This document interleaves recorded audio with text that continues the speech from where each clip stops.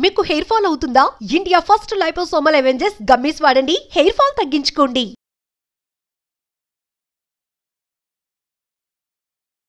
నమస్తే, నేను మీ Hima, advance yoga trainer and nutritionist. Welcome to our channel.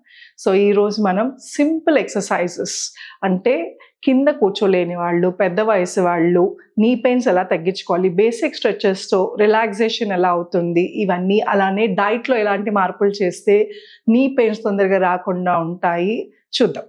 So దీనికోసమని మీరు కింద కూర్చోవాల్సిన అవసరం లేదు, ఏ ఎక్విప్మెంట్ కూడా అవసరం లేదు. చక్కగా నుంచున్న చోటే మీరు స్ట్రెచెస్ చేసుకోవచ్చు. ఒకటి కాఫ్ రైజ్ అంటాం. కాఫ్స్ అంటే పిక్కలు. ఇవి మోకాళ్ళు ఎప్పుడైనా సరే ఒక చోట నొప్పి వచ్చిందంటే చుట్టూ ఉన్న మజిల్ని స్ట్రెంథనింగ్ చేసుకోవాలి. అసలు నొప్పి ఉన్నా లేకపోయినా మీరు ముందు నుంచి స్ట్రెంథనింగ్ ఎక్సర్సైజెస్ చేస్తే ఫ్యూచర్లో మీకు పెయిన్స్ అనేవి రాకుండా ఉంటాయి. అలానే అన్నిటికన్నా ఇంపార్టెంట్, మైల్డ్ నీ పెయిన్ వస్తే వెంటనే మీ ఆర్థో కానీ లేదంటే మీకు దగ్గరలో అవైలబుల్ ఉన్న డాక్టర్ దగ్గరికి వెళ్ళి కాల్షియము, డి విటమిన్ ఇవన్నీ డెఫిషియన్సీస్ ఉన్నాయా లేదా చెక్ చేయించుకోండి. ఒక్కొక్కసారి డెఫిషియన్సీస్ మూలాన కూడా నీ పెయిన్స్ వచ్చే ఛాన్సెస్ ఉంటాయి.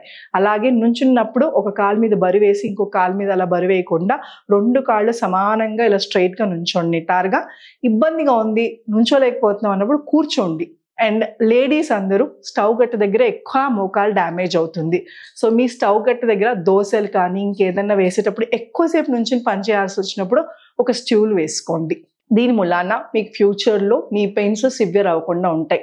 అలానే మరీ బాగా సివియర్ నీ పెయిన్స్ ఆర్ కొంచెం ఇబ్బంది పడుతుంది అన్నప్పుడు నీ క్యాప్స్ వేసుకోండి. అది కూడా మీ డాక్టర్ని ఒకసారి కన్సల్ట్ చేసిన తర్వాతే.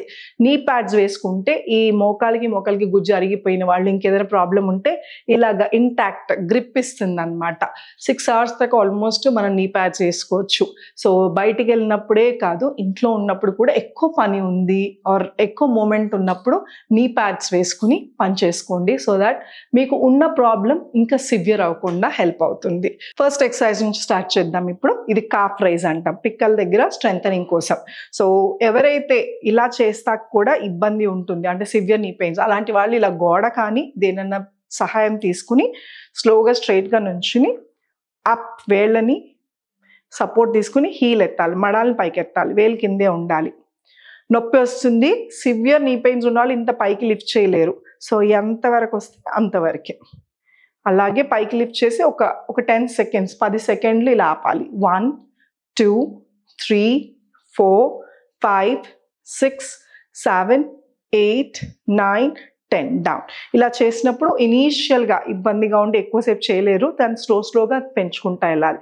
ఇలాగ ఎంతసేపు హోల్డ్ చేయాలంటే ఒక 5 times 10 seconds 5 సార్లు పైకి లిఫ్ట్ చేసి అలా హోల్డింగ్ అనేది కాసేపు అలా ఉంచడం అనేది చాలా ఇంపార్టెంట్. అప్పుడు ఇక్కడ స్ట్రెంథనింగ్ అవుతుంది. అలానే స్లోగా మీకు మోకాళ్ళ నొప్పులు తగ్గుతాయి. అలానే మోకాళ్ళ నొప్పులు ఉన్నా లేకపోయినా నుంచున్న వాళ్ళు ఎక్కువసేపు నేను నుంచుండిపోతే కూర్చుంటా ప్లేస్ లేదు అనుకున్నప్పుడు కూడా మధ్యలో ఇలా పైకి లిఫ్ట్ చేసి కింద డ్రాప్ చేయొచ్చు. So that me blood pumping అలా కిందకి అయ్యి కాళ్ళంతా లాగేసి బరువుగా అనిపించినప్పుడు ఇవన్నీ కూడా స్ట్రెచ్చింగ్ హెల్ప్ అవుతాయి. రెండో ఎక్సర్సైజ్ స్లోగా నీ రైజ్ ఆర్ లెగ్ రైజ్ అంటాం. పైకి లిఫ్ట్ చేసి హోల్డ్. సో ఇలా లిఫ్ట్ చేసినప్పుడు ఇక్కడ ఈ క్వాడ్రిసెప్స్ మజిల్ దగ్గర కొంచెం మీకు ప్రెషర్ పడుతుంది. ఈ థై మజిల్ బాడీలో ఉన్న అన్ని మసిల్స్ కన్నా పొడవాటి మసిల్ ఈ థై మసిల్. సో ఈ ఫ్రంట్ పార్ట్ ఆఫ్ ద థైని క్వాడ్రిసెప్స్ మసిల్ అంటాం. సో దాని మీద ప్రెషర్ పడి అది స్ట్రెంథనింగ్ అవుతుంది, మోకాలికి సపోర్ట్ ఇస్తుంది. సో ఏదైనా సపోర్ట్ తీసుకుని స్లోగా పైకి లిఫ్ట్ చేసి ఎంతసేపు ఉండగలితే అంతసేపు డౌన్. అలాగే ఇంకొక కాలు అప్ హోల్డ్ డౌన్ చేయండి. అలాగే ఇంకొక కాలు. ఫస్ట్లో ఎక్కువసేపు హోల్డ్ చేయలేరు, స్లోగా టైం పెంచుకుంటా వెళ్ళండి. ఇలా కౌంట్ చేసుకోవాలి. 1 2 3 4 5 అంటే 5 సెకండ్లు హోల్డ్ చేస్తున్నాం. సో ఇది రెండో ఎక్సర్సైజ్. ఇది ఈ మజిల్ని స్ట్రెంథనింగ్ చేస్తుంది. సో నేను ఇందాక చెప్పాను కదా మోకాలు నొప్పి వస్తుంది, ఇందాక కాఫ్, ఇప్పుడు థై మజిల్ని స్ట్రెంథనింగ్ చేస్తున్నాం. ఇంకొక ఎక్సర్సైజ్, ఇది నీ జాయింట్ స్టిఫ్నెస్ ఏమన్నా ఉంటే, కొంతమందికి ఏమవుతుందంటే అలా ఉంచి నొప్పి ఉంది కదా అని కాలుని స్ట్రెచ్ చేయరు. సో ఇక్కడ ఏదైతే ఉందో బీసుకుపోయి ఒక్కోసారి కాలు స్ట్రెచ్ అవ్వదు. సో అలాంటి వాళ్ళ కోసం కాలు లిఫ్ట్ చేసి 1 డౌన్ 2 డౌన్ 3 డౌన్. అలాగే ఇంకొక కాలు 1 down, 2 down, 3 down. ఇదే సేమ్ ఎక్సర్సైజ్ మనం ఇది వరకు చైర్లో కూర్చుని కూడా చేసాం. చైర్లో కూర్చుని చేయండి, మరీ ఇలా నుంచోలేని వాళ్ళు నుంచోగలిగితే కనుక ఇది మంచి ఎక్సర్సైజ్. సో చూసారు కదా, 3 ఎక్సర్సైజెస్ కూడా చాలా బాగా హెల్ప్ అవుతాయి. చూసారు కదా 3 ఎక్సర్సైజెస్ ఎంత సింపుల్గా చేసుకోవచ్చు ఇంట్లో. ఈ 3 ఎక్సర్సైజెస్తో పాటు మీరు తినే ఆహారంలో మార్పులు చేర్పులు కూడా చేసుకోవాలి. మనకందరికీ తెలిసిందే, నీ పెయిన్లు మోకాళ్ళు అరిగిపోతున్నాయి అనగానే కాల్షియము ఇవన్నీ తక్కువ అవుతున్నాయని. సో ఫుడ్లో కాకుండా సప్లిమెంట్స్ అవసరం పడితే డాక్టర్ దగ్గరికి వెళ్ళి సప్లిమెంటేషన్తో పాటు ఇంట్లో మీ ఫుడ్ ఏదైతే ఉందో ఒమేగా ఫ్యాటీ యాసిడ్స్లో పుష్కలంగా దొరికేవి కొన్ని పదార్థాల ఫుడ్ అంటే ఫిష్లో సాల్మన్ ఫిష్ అని, అలాగే వెజిటేరియన్స్కి అయితే ఫ్లాక్స్ సీడ్స్ కానీ వాల్నట్స్లో కూడా బాగా దొరుకుతుంది. సో అది, అలాగే ఫ్రూట్స్లో బ్లూబెర్రీస్లో, అలానే పైనాపిల్లో వీటిలో కూడా ఎక్కువ ఉంటుంది. మిల్క్ ప్రోడక్ట్స్ అనగానే మళ్ళీ పాలల్లో కూడా లో ఫ్యాట్ ఉన్నవి, అలాగే మిల్క్ పదార్థాలు ఏదైనా మజ్జిగ రూపేనే కానీ, చీజ్, కాటేజ్ చీజ్ అంటాం, పనీరే కానీ ఇంకెలాగైనా సరే తీసుకోవచ్చు. సో ఇవన్నీ తీసుకోవడం వలన మోకాళ్ళ నొప్పులు తగ్గిపోతాయా అని కాదు, ఇవి తీసుకోవటం వలన ఇన్ఫ్లమేషన్, బాడీలో ఇన్ఫ్లమేషన్ తగ్గుతుంది, మజిల్ స్టిఫ్నెస్ కూడా తగ్గుతుంది. సో ఈ ఎక్సర్సైజ్తో పాటు ఈ ఫుడ్స్ తీసుకుంటే తొందరగా మీరు రికవర్ అవి మీ స్ట్రెంథనింగ్ అవుతాకి హెల్ప్ అవుతుంది. సో ఏ ఒక్క ఫుడ్, ఏ ఒక్క ఎక్సర్సైజ్ మీ కాళ్ళ నొప్పులను తగ్గించదు.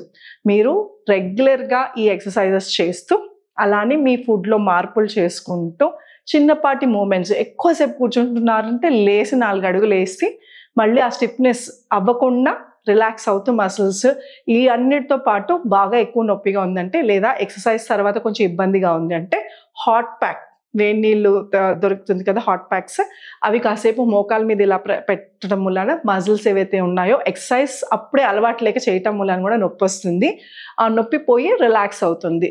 సో చేయగా మీకే తెలుస్తుంది, ఆటోమేటిక్గా మీరు ఇలా స్ట్రైట్గా ఎక్కువసేపు నుంచగలుగుతారు, ఎక్కువసేపు నడవటానికి ఈజీగా ఉంటుంది. సో ఇవన్నీ కూడా మీరు నీ అనే కాదు, బ్యాక్ పెయిన్, స్పాండిలైటిస్ ఇవన్నీ కూడా మీ చేతుల్లోనే ఉంది. సో మీరు రెగ్యులర్గా ఎక్సర్సైజ్ చేయండి. నీ సర్జరీస్ అయిన తర్వాత కూడా ఒకవేళ మేము చేంజ్ చేసుకుంటాం, మా వల్ల అవ్వట్లేదు అని నీ సర్జరీస్ చేయించుకున్నా కూడా మెయింటెనెన్స్కి మళ్ళీ ఎక్సర్సైజెస్ చేయాలి. ఇవే ఎక్సర్సైజెస్ ఉంటాయి. సో అందుకోసమనే నొప్పి ఎక్కువయ్యేదాకా కాకుండా ముందు నుంచే స్టార్ట్ చేయండి, సో దట్ మీకు అంత సివియర్ పెయిన్ రాకుండా ఉంటాయి.